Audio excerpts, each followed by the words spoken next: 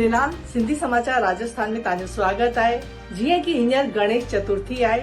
19 सितंबर 2023 में गणेश जो उत्सव मनायो वञिबो। गणेश जो जन्मोत्सव ॾाढे ई धूमधाम सां पूरे वर्ष में मनाईंदा आहिनि। 10 ॾींहं पाण विसर्जन छो कंदा आहियूं, पाण सर्वप्रथम गणेश देवता खे ई छो पूजंदा आहियूं, त इहा अद्भुत जानकारी तव्हांजे समक्ष खणी करे अचूं पिया। श्री गणेश जा तमाम ई वधीक नाला आहिनि। एक दंत, रिद्धि सिद्धि दाता, विघ्न हरता, घणेई नालनि सां पाण हुननि खे पुकारंदा आहियूं। ऐं ॿियो चवंदा आहिनि, जीवन में को बि कार्य करणो आहे न, मांगलिक कार्य, त सभिनि खां पहिरीं पाण खे भगवान श्री गणेश जी पूजा अर्चना करणी पवंदी। पंहिंजा हर विघ्न, हर कार्य सफल थींदा ऐं को विघ्न कोन ईंदो।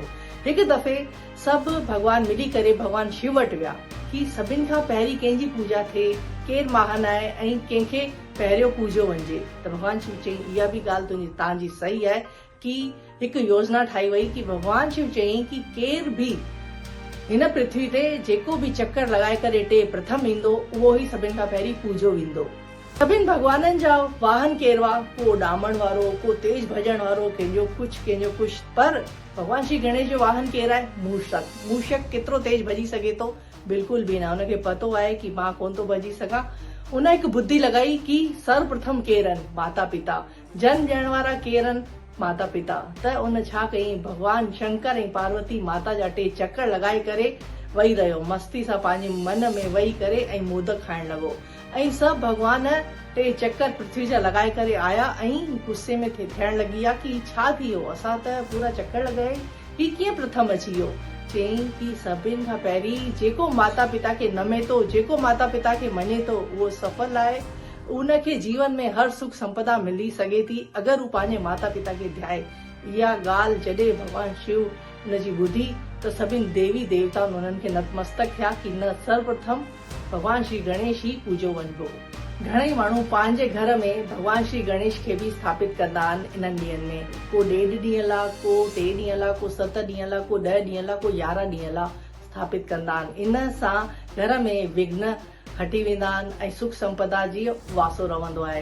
पर हिन में इन्हनि ॻाल्हियुनि जो विशेष ध्यानु रखणो आहे कि भगवान श्री गणेश जी मूर्ति वेठल हुजणी खपजे, मथे ते मुकुट हुजणो खपजे, उनजे हथ में मोदक हुजणा खपजनि।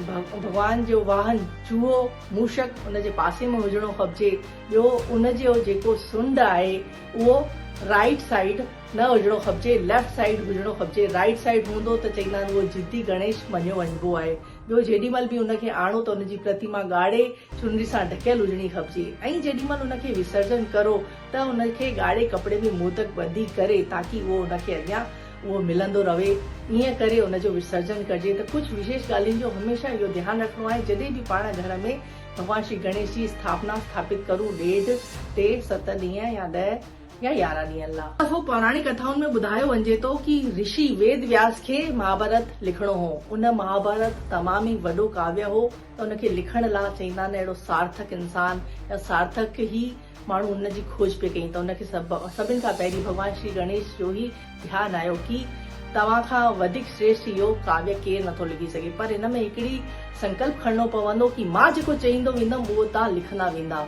उन में हिकु पल जो बि रुकावट न अचणी खपजे। त उन इहा ॻाल्हि मञी करे कि हा, इहो मां संकल्प थो खणां कि मां कोन रुकंदसि। पर जे वक़्तु उन अखियूं बंदि करे इहो काव्य चई पे त उहो लिखंदा विया, उनजी कलम टुटी वई। त उन छा कयईं, पंहिंजो दंद तोड़े करे उन सां कि संकल्प जेको वठिबो आहे उहो पूर्ण कबो आहे, त उहो काव्य उन सां इहो पूर्ण कयईं। ॿियो हू लिखंदा विया, उन्हनि जूं अखियूं बंदि हुयूं महर्षि वेद व्यास जूं। त हुननि छा कयो कि उनखे ॾिठईं कि अरे, हिन त पूरो संकल्प पंहिंजो पूरो कयो आहे। इन करे पाण हुनखे एकदंत चवंदा आहियूं। ॿियो पाण जेको विसर्जन कंदा आहियूं 10 ॾींहं, इहो छो कंदा आहियूं? जे वक़्तु उन 10 ॾींहं ऋषि वेद व्यास पंहिंजो अखियूं बंदि करे इहो काव्य चई पे, इहो महाभारत जो काव्य जेको लिखियो पे वञिजो, उन जूं अखियूं बंदि हुयूं। त जेॾीमहिल इहो काव्य पूरो थियो त भगवान ऋषि वेद व्यास पंहिंजो अखियूं खोलियईं, ॾिठई कि अरे, भगवान श्री गणेश त पूरा तपनि पिया। 10 ॾींहं खां पोइ उन्हनि जीअं अखियूं खोलियूं त हू त पूरा गरम लॻा पिया हुआ। त उन्हनि खे छा कयो, सिधो ई पाणी में विधनि। त उन सां उनजो तापमान बराबरि थी वियो।